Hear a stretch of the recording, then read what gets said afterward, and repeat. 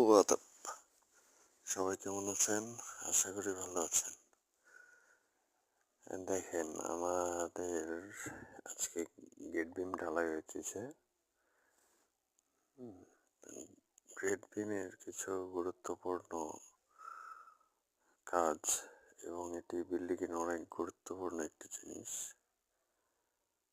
দেখেন আপনারা, দেখেন গেট বিমটা সোজা রাখার জন্য আমরা কত সাপোর্ট ব্যবহার করেছি এখানে।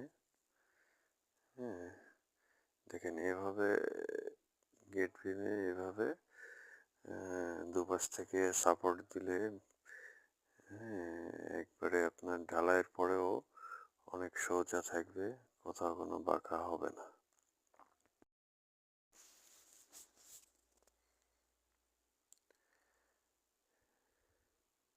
দেখেন